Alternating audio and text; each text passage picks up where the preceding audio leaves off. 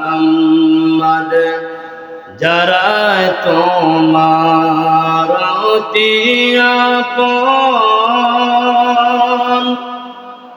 তারা তোমায় পরাবে কাফন তারাই তোমায় করবে দাফন সঙ্গে কেহ যাবে না আল্লাহুম্মা সাল্লি আলা সাইয়্যিদিনা মাওলানা মুহাম্মদ ওয়া আলা আলি সাইয়্যিদিনা মাওলানা মুহাম্মদ এই দুনিয়া পরে রবে আমরা একদিন থাকব না সবাই আমাদের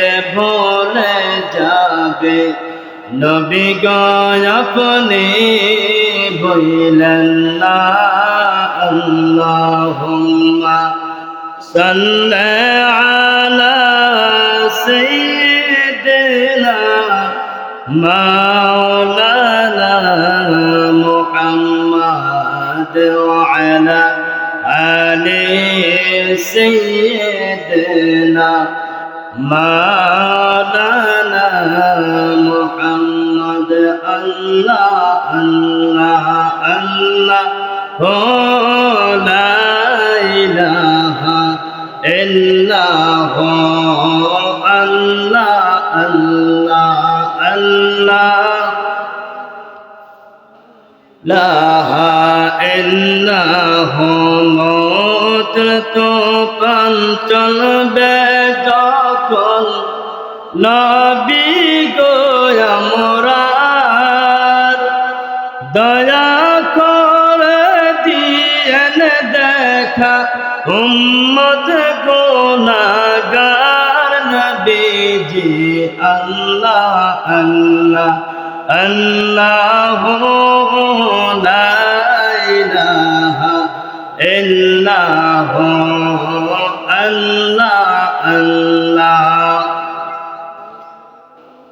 লা ইলাহা ইল্লাল্লাহু লা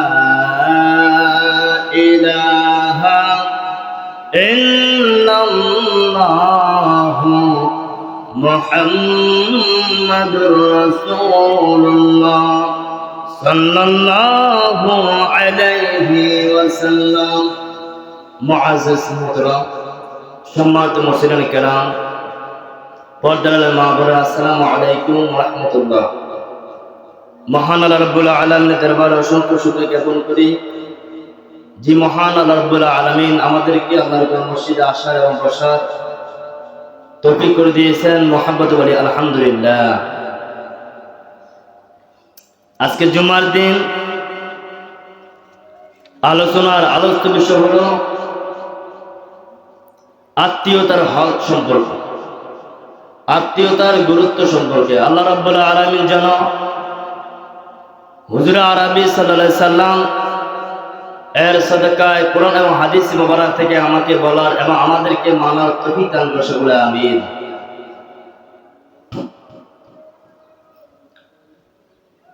আগে জানতে হবে আত্মীয় কাহারা, আত্মীয় কাহারা। এখানে আল্লাহ রাব্বুল আলামিন বা রাসূলের সাল্লাল্লাহু আলাইহি ওয়াসাল্লাম হাদিসের মধ্যে আত্মীয়দেরকে রহিম বলা হয়েছে, মানে রক্তের সাথে সম্পর্ক যারা, রক্তের সাথে সম্পর্ক যারা তারাই আত্মীয়, তারা হলো সবচেয়ে নিকট আত্মীয়, যাদের কথা আল্লাহ তাআলা বলেছেন। রাসূল আরবি সাল্লাল্লাহু আলাইহি ওয়াসাল্লাম হাদিস মুবারকে অসংখ্য গুরুত্ব দিয়ে বলেছেন যে আত্মীয় তারা যারা হলো রক্তের সাথে সম্পর্ক আমার আপনার। যেমন এক নাম্বার আমার বাবা এবং বাবার সাথে সম্পর্ক যারা, যেমন চাচা, জ্যাঠা, ফুফু, ভাই, আপন ভাই, বোন, তারা হলো আমার প্রথম এবং প্রধান আত্মীয়।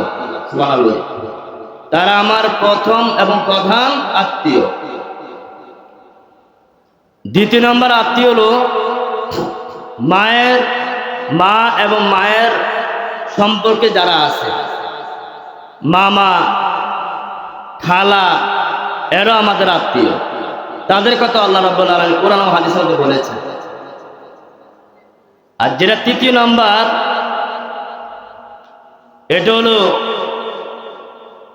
বউয়ের সাথে, মানে আমাদের শ্বশুর বাড়ির যে সম্পর্ক, এটা হলো তৃতীয় নাম্বারের ধাপ।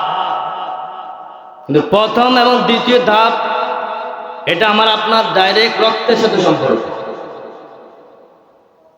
এই তিনটা পর্যায়ে আত্মীয়রা আল্লাহ তাআলা একটা আমাদেরকে গুরুত্ব দিয়ে বলেছেন, তারা আমাদের আত্মীয়, তাদের সাথে কেমন আচরণ করতে হবে, তাদের সাথে আচরণ কেমন করলে কি হবে, এই ব্যাপারে আল্লাহ রাব্বুল আলামিন কোরআন এবং হাদিসের মধ্যে অসংখ্য দলিল দিয়ে প্রমাণ করেছেন। আমি আবার বলি, আত্মীয় হলো আমাদের বাবার সম্পর্ক যারা আছে, মায়ের সম্পর্ক যারা আছে, তারা হলো মেইন আমাদের আত্মীয় এবং শ্বশুর বাড়ির সম্পর্কীয়। এখন বর্তমান দেখা যায় যেটা প্রথম যে আত্মীয়র কথা বলা হয়েছে, বাবার সাথে, বাবা এবং বাবার সম্পর্ক যারা আছে,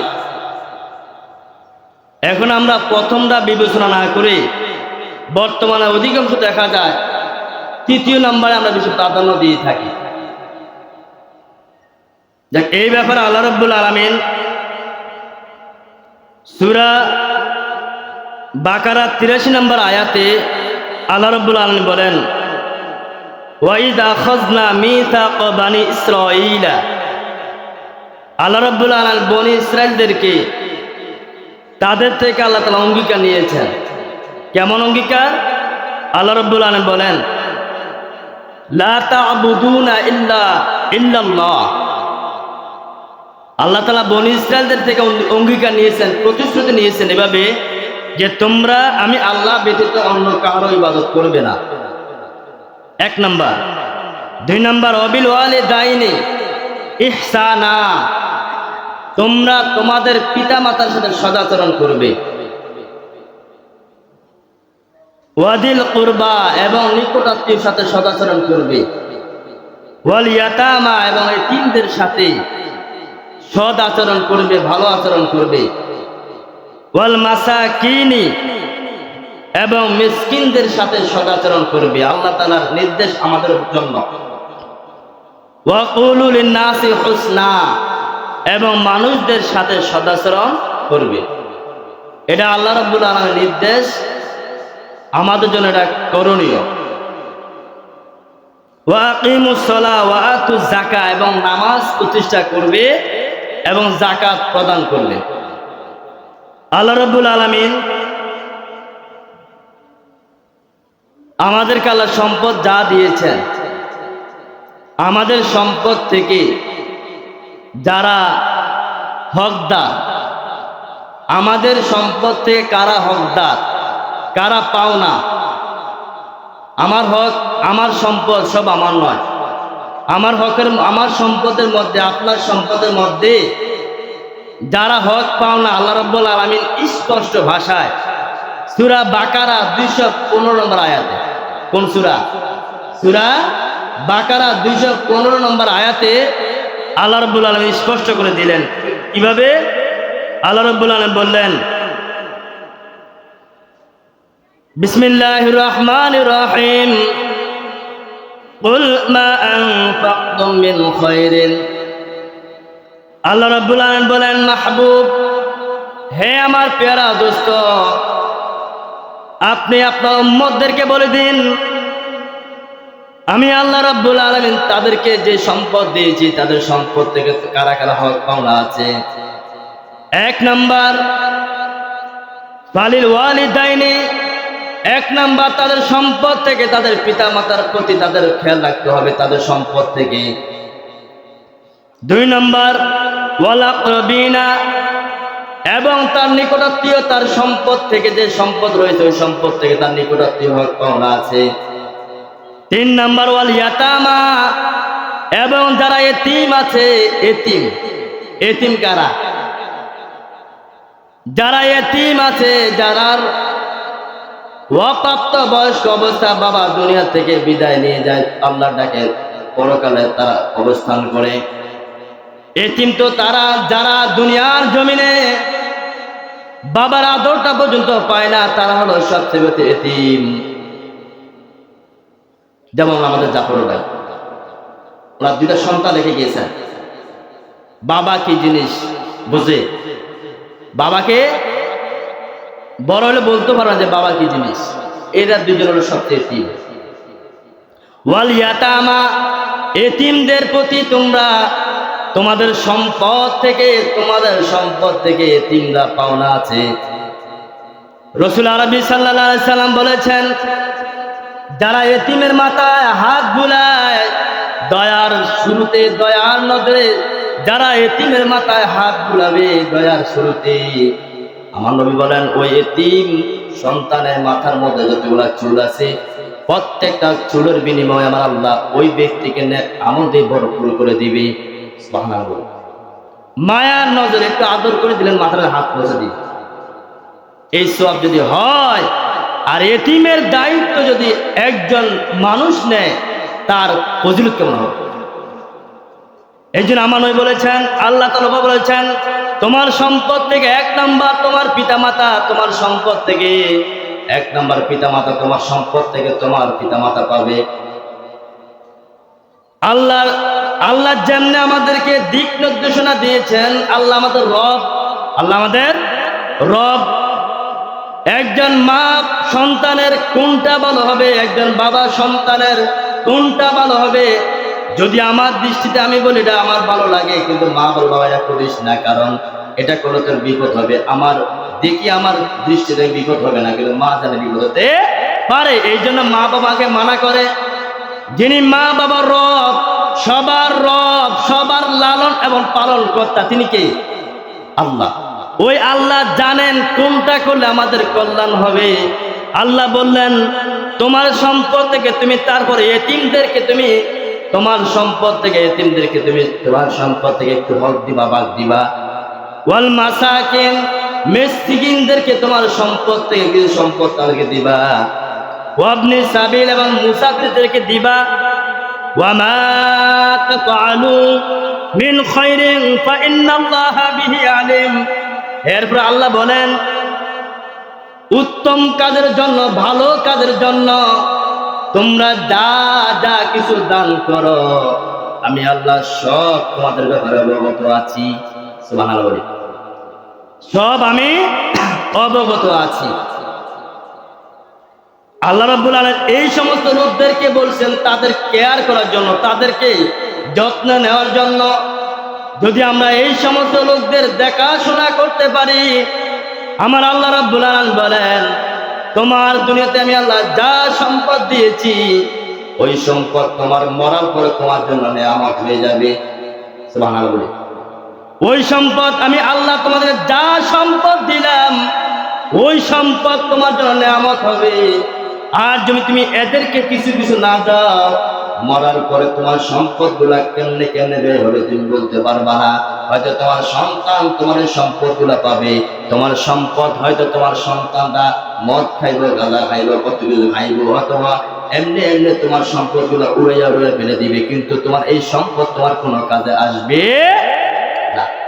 আর যদি তুমি এইভাবে তোমার সম্পদে বন্টন করতে পারো, তাহলে তোমার সম্পদ আমি আল্লাহ জিম্মা হব, তোমার এই সম্পদ আমি আল্লাহ জিম্মা হব। এই সম্পদ তোমার পবিত্র হয়ে যাবে, এই সম্পদ দ্বারা তুমি পরকালে উপকার হইবা। সুবহানাল্লাহ। এই জন্য ধনী হলেও লাভ আছে। যদি আমি আপনি ধনী হইয়া যদি মানুষের পাশে দাঁড়াতে পারি, তাহলে এই ধন দিয়ে আপনার দুনিয়াতে জান্নাত কামাই করতে পারবেন। সুবহানাল্লাহ। অনেক ধনওয়ালা, যেমন ফেরাউন, কারুন, আল্লাহ রাব্বুল আলামিন কুরআনের মধ্যে ফেরাউনের ঘটনা বলেছেন। ফেরাউনের রাজ প্রাসাদ না, কারুনের রাজ প্রাসাদ সহ আল্লাহ তাআলা কারুনকে ধ্বংস করেছেন। এখনো পর্যন্ত তলদেশে কারুন যাচ্ছে। আমার নবী বলেন, কিয়ামত পর্যন্ত কারুন এই সম্পদ সহ তলদেশে যেতেই থাকবে, কোনো হিসাব নাই, কিয়ামত পর্যন্ত তাই আযাব ভোগ করবে। একটাই কারণ সম্পদ ছিল, কিন্তু কারণ সম্পদ আল্লাহর রাস্তায় ব্যয় করে। আমরা তো মনে করি সম্পদ আমারই, ঠিক না বলা, আমারই সম্পদ, দড়ি রাখবো মুঠ করি, মানে আপনি যদি মুঠ কিছু আল্লাহ কবজা করবে মাধ্যমে, এটা সম্পদের জায়গায়, সম্পদের জায়গায়, কিন্তু আমি অন্ধকার কবরে। তখন বুঝবো আমরা আমাদের জিন্দিগিতে আমরা কি করলাম। ওই সময় আফসোস করি কাম হবে না, কারণ আল্লাহ বলেছেন যে তোমরা কবরে যে আফসোস করবা, বলবা যে আল্লাহ আমাকে আবার দুনিয়াতে পাঠাও। আল্লাহ কোরআনের কথা, আমাকে আবার দুনিয়াতে পাঠাও। আল্লাহ করে সুযোগ একবার, দুনিয়াতে সুযোগ কয়েকবার দেয় না আল্লাহ। কত অন্যায় করি আবার ক্ষমা চাই, আল্লাহকে মাফ করে দিব। কিন্তু আত্মীয় স্বজনের সাথে যারা বেয়াদবি করবে, আত্মীয় স্বজনের সাথে যারা গাদ্দারি করবে, আমার আল্লাহ তাদের মাপ নাই, তাদের মাপ নাই। ভাই শব্দটা কি? ভাই, ভাই হলো সবচেয়ে বড় পরম আত্মীয়, রক্ত, ঠিক না বলেন? রক্তের সম্পর্ক সবচেয়ে ভাই।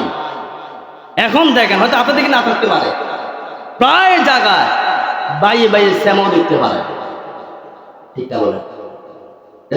আল্লাহ তো, রসুল তো হাদিস এমনি বলেন নাই, কোরআন হাদিস।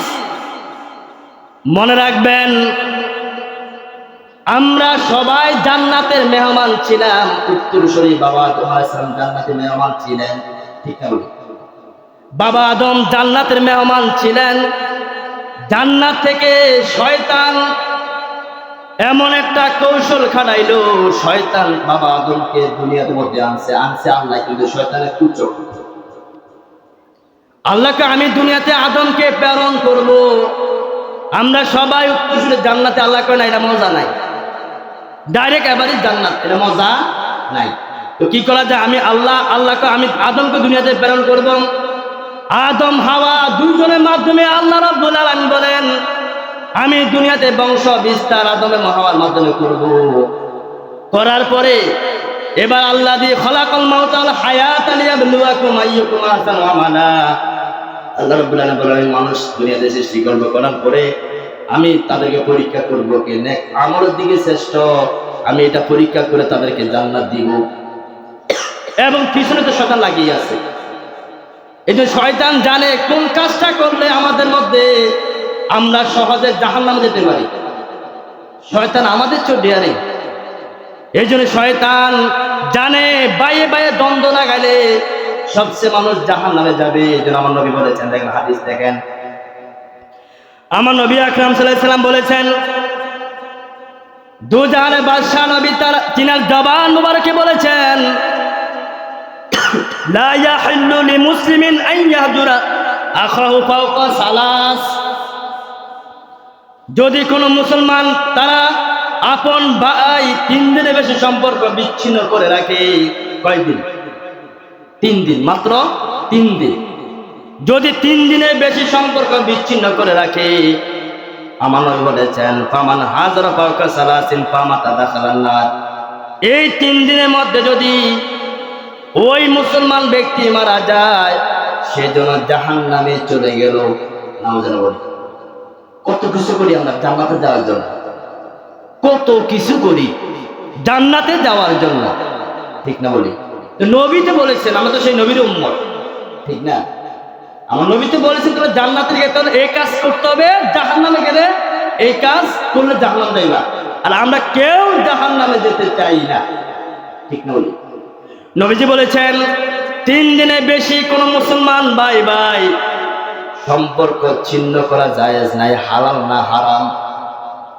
সুতরাং যে ব্যক্তি 3 দিনের মধ্যে সম্পর্ক ছিন্ন করে থাকলো, এর মধ্যে যদি কেউ মারা যায়, ওই ব্যক্তি যেন সে জাহান্নামে চলে গেল, তার স্থান জাহান্নাম। নাউজুবিল্লাহ বলি, কত কঠিন কথা মানুষ বলেছেন। আমার নবী আরো বলেছেন, মান হাজারা আখাহু সানাতান ফাহুয়া কাসাবকি দামিহি। নবীজি আরো বলেছেন, যদি কোনো মুসলমান ভাই 1 বছর তাদের সম্পর্ক তারা ত্যাগ করলো। কয় বছর? এমন আছে অনেক ভাই বছর বছর কতই কয় না, ঠিক না বলেন? 1 বছর যদি কোনো ভাই তারা সম্পর্কটা তারা পরিত্যাগ করে, আমার নবী বললেন সেই জন্য তার ভাইকে হত্যা করলো। ফাহুয়া কাসাব কি দামা, সে জন্য তার ভাইকে রক্তাক্তভাবে হত্যা করলো।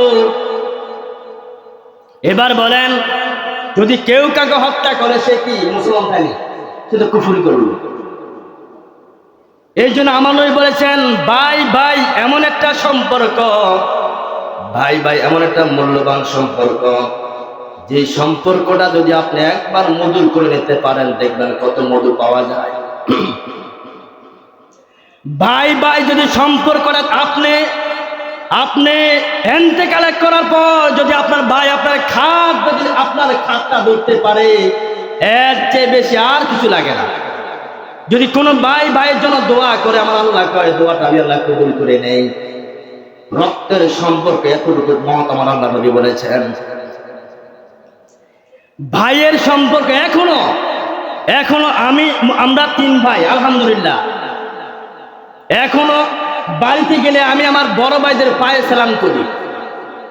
আমার তো ভালো লাগে, আমার তাই ভালো লাগে, অনেক ভালো লাগে ভাইয়ের পায়ে সালাম করা। কত যে মজা, বুঝবো তারা যারা করে তারা বোঝে। বাড়িতে গেলে আল্লাহ সাক্ষী, আল্লাহ ঘর সাক্ষী, আমি বাড়িতে গেলে আমার ভাইকে এখনো যদি সালাম দেই, মাঝে মাঝে ভাই কান দিতে চোখের বাড়ি, তুমি সালাম দেও কোনো আমাকে, আমার পায়ে ধরবি লেগে, তুই পড়াশোনা করছো, পড়াশোনা শেষ দিলে এখন পা ধরবি লেগে।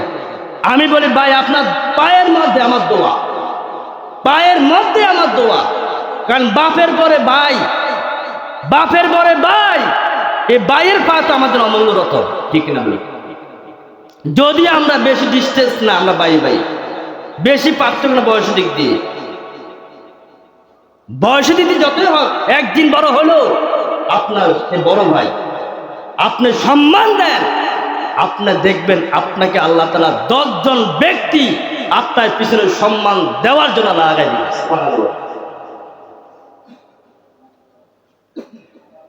এই জন্য ভাইয়ের সম্পর্ক এমন রাখতে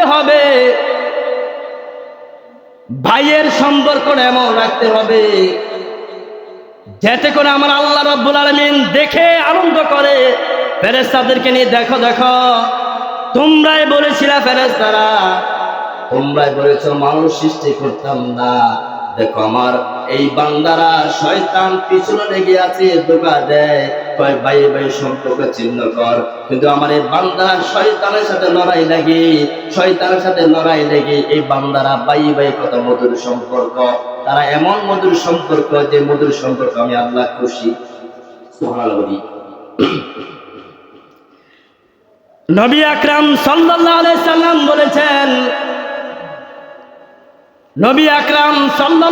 সাল্লাম বলেছেন, যার ভিতরে অহংকার নাই সে সব কিছু পারে। অহংকার যার ভিতরে নাই সে সব কিছু পারে। মানে অহংকার যদি থাকে তাহলে আপনি কাউকে সম্মান দিতে পারবেন না, ঠিক না বলি? নামাজ, রোজা, হজ, যাকাত সবই করি, তো নবী তারপরে গুরুত্ব দিয়েছেন তোমরা তোমাদের আত্মীয়ের সাথে ভালো আচরণ করো।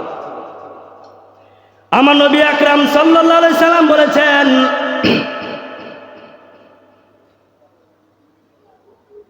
লা ইয়াদখুলুল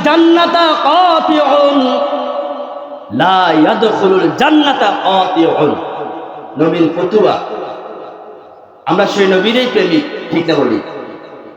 নবীজি বলেছেন লা ইয়াদখুলুল জান্নাতা, তোমরা ওই ব্যক্তি জান্নাতে প্রবেশ করবে না, কাতিউন, যারা আত্মীয় সম্পর্ক ছিন্ন করে, যারা আত্মীয়র সাথে সম্পর্ক দূরে রাখে। আল্লাহ রাব্বুল আলামিন সূরা মুহাম্মদ 22 এবং 23 নম্বর আয়াতে আমার আল্লাহ রাব্বুল আলামিন বলেন, বিসমিল্লাহির রহমানির রহিম, ফাহাল আসাইতুম ইন তাওয়াল্লাইতুম আন তুফসিদু ফিল আরদি ওয়া তুকাত্তিউ আরহামাকুম। আমার আল্লাহ রাব্বুল আলামিন রব্বে কারীম সূরা কুরআনুল কারীম সূরা মুহাম্মাদের 22 এবং 23 নম্বরে আয়াতের মধ্যে আমার আল্লাহ রাব্বুল আলামিন বলেন, যারা কিছু টাকা এবং পয়সার মালিক হয় তারাই জমিনের মধ্যে ফাসাদ সৃষ্টি করে। আল্লাহর কথা, যাদের দুনিয়াতে কিছু টাকা এবং পয়সা হয়, যারা কিছু ক্ষমতাবান টাকার মাধ্যমে হয়, যেমনি হোক, আমার আল্লাহ কয় তারাই জমিনের মধ্যে ফাসাদ সৃষ্টি করে এবং তারাই আত্মীয়র সম্পর্ক ছিন্ন করে। উলাইকাল্লাযিনা লাআনাহুমুল্লাহ, আর যারা আত্মীয় সম্পর্ক ছিন্ন করে টাকা পয়সা হইয়া যারা যারা যারা তার আত্মীয়কে ভুলে যায়, যারা আত্মীয় সম্পর্ক ছিন্ন করে, আমার আল্লাহ কয় আমি আল্লাহ তাদেরকে লাআনত দেই। আমি আল্লাহ তাদেরকে কি দেই? লাআনত দেই। এখন যদি আল্লাহ রাব্বুল আলামিন আমাদেরকে লাআনত দেয়, যদি আল্লাহ রাব্বুল আলামিন আমাদেরকে লাআনত দেয়, উপায় থাকবে? বলেন উপায় থাকবে? আল্লাহ যদি আমাদেরকে লাআনত দেয়, উপায় থাকতো না, উপায় থাকবে না, সব ধ্বংস হয়ে যাবে। আমার আল্লাহ রাব্বুল আলামিন আমার আল্লাহ রাব্বুল আলামিন বলেন, যারা যারা আত্মীয় সম্পর্ক ছিন্ন করে আমি আল্লাহ রাব্বুল আলামিন, নামাজ আমরা পড়ি না, নামাজের হিসাব আল্লাহ রাব্বুল আলামিন পরকালে নেবেন। রোজা রাখি না, এর হিসাব আল্লাহ রাব্বুল আলামিন পরকালে নেবেন। যাকাত দেই না, এর হিসাব আল্লাহ রাব্বুল আলামিন পরকালে নেবেন।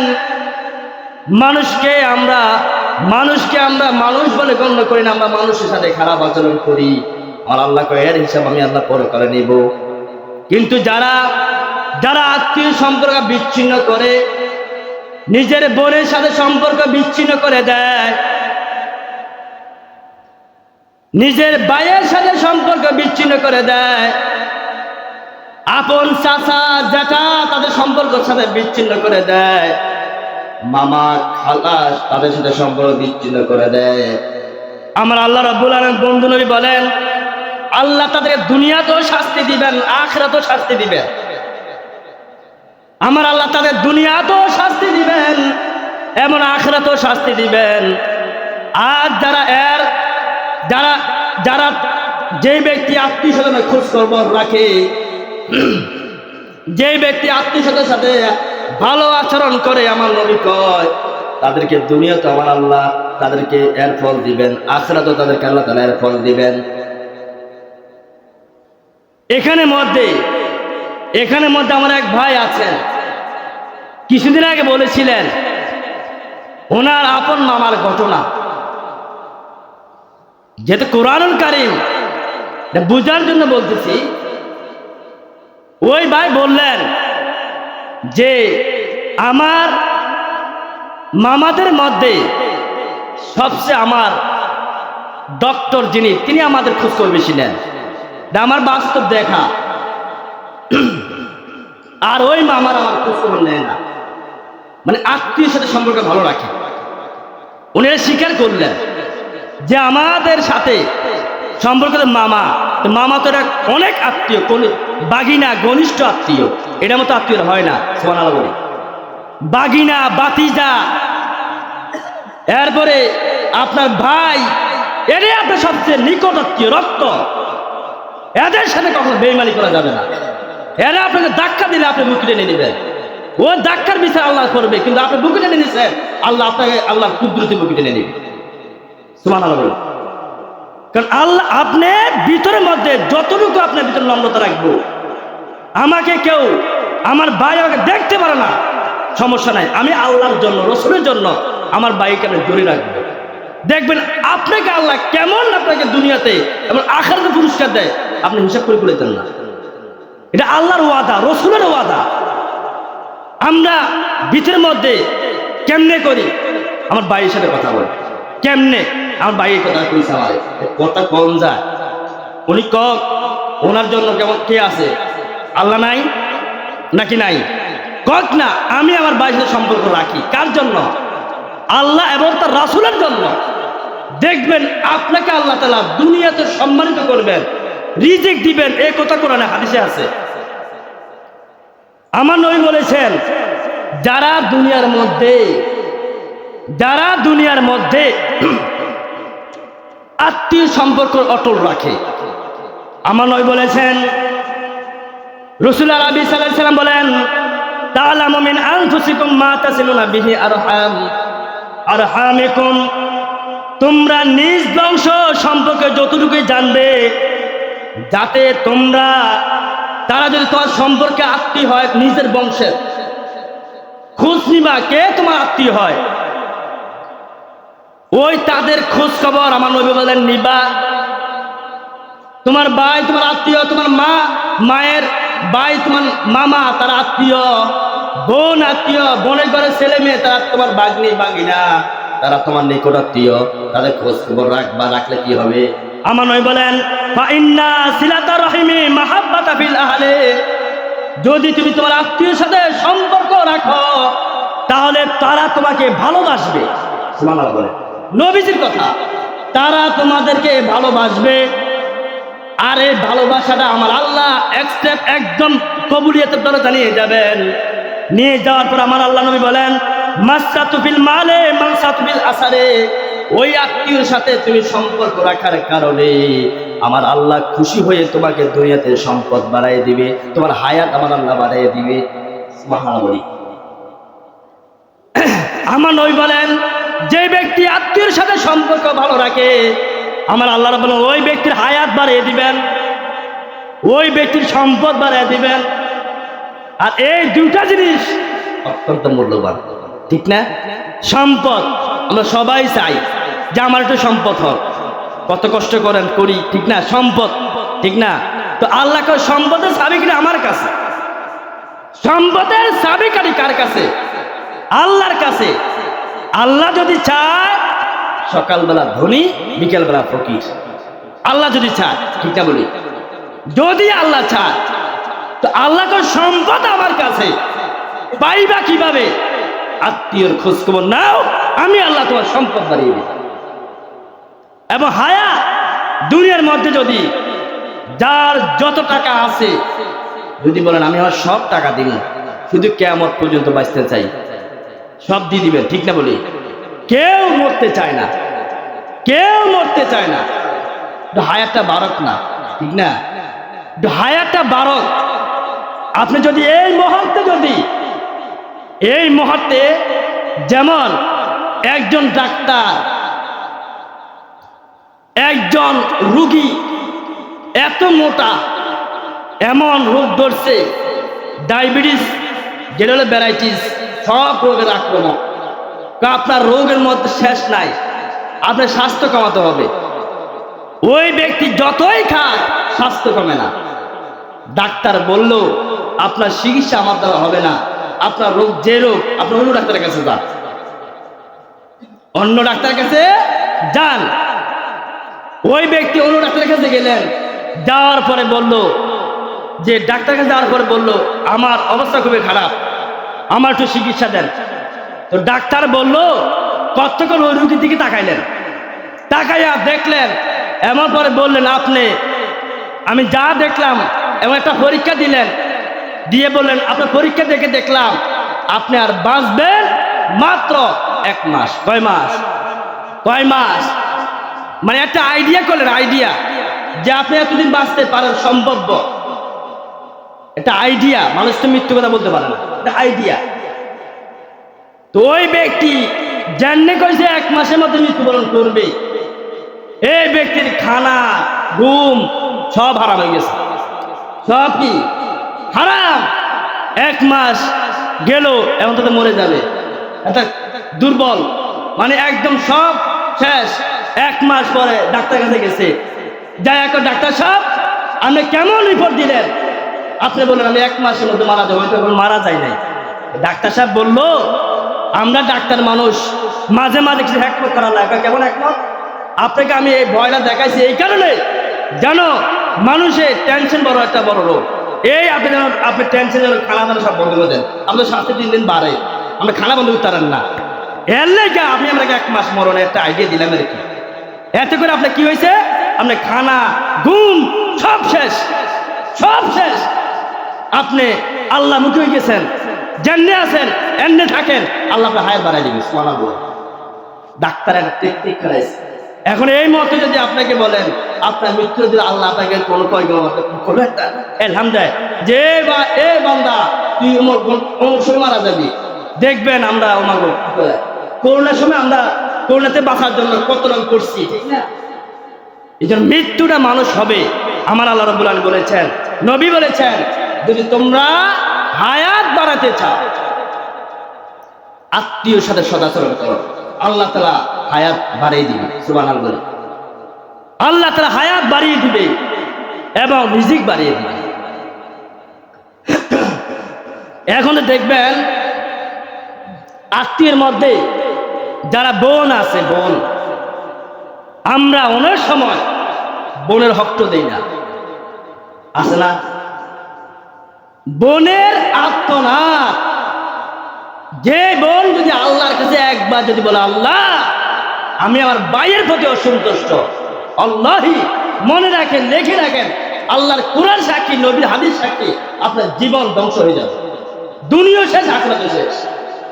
কারণ বোন এমন একটা রত্ন, আপনার মায়ের পেটের বোন, রক্ত ডাইরেক্ট ব্লাড, আপনার মায়ের পেটের বোন এবং ভাই, তাদের হক আপনি তারা দিতে হবে, ন্যায্য পাওনা। তারা বাড়িতে আসলে তাদের সাথে ভালো আপ্যায়ন করতে হবে, ভালো আচরণ করতে হবে।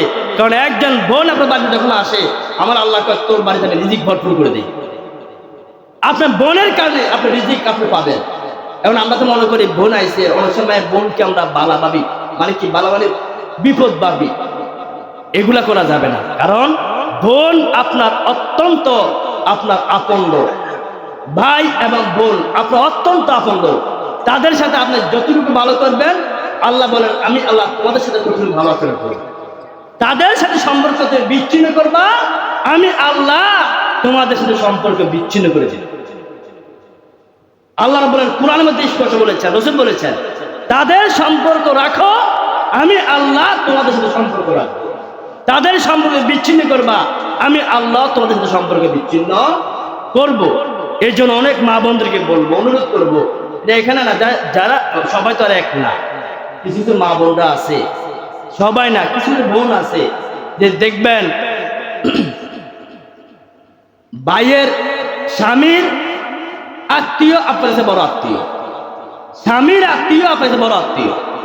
এই কথা মাথায় রাখতে হবে, কারণ স্বামীকে আল্লাহ দিলে আপনি পাবেন। এর জন্য স্বামীর বোন আপনার যে ননসই কয়, এ আপনার সবচেয়ে বড় আপন। আপনি যদি আপনার স্বামীর বোনের প্রতি কেয়ার করেন, যত্ন নেন, আমার আল্লাহ কয় তুমিও কারো না কারো বোন, তুমিও কারো না কারো বোন, তোমাকে আল্লাহ তাআলা ওই তোমার ভাই দ্বারা তোমার যত্ন আল্লাহ নিবে, ঠিক না বলি?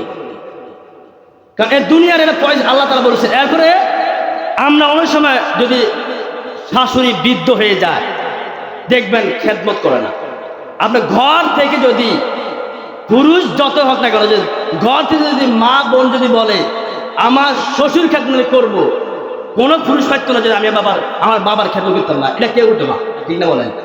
যদি ঘরের মহিলা যদি বলে, ঘরের মহিলা যদি বলে, ঘরের বোন আমার বোন যদি বলে আমার শ্বশুর আমার বাবা, আমার শাশুড়ি আমার মা, এই যদি তাদের যত্ন নেয়, আল্লাহি আপনি যদি শ্বশুর শাশুড়ি হবেন, আপনার ছেলের বউ আপনার সাথে এমনটা করবে, ঠিক না বলি? আর আপনি যদি আপনার স্বামীর মা বাবার সাথে ভালো আচরণ করেন, আপনার আচরণের দ্বারা আপনার স্বামীকে আল্লাহ দিবে, আর স্বামীর যা তাই তো আপনার, ঠিক না বলি?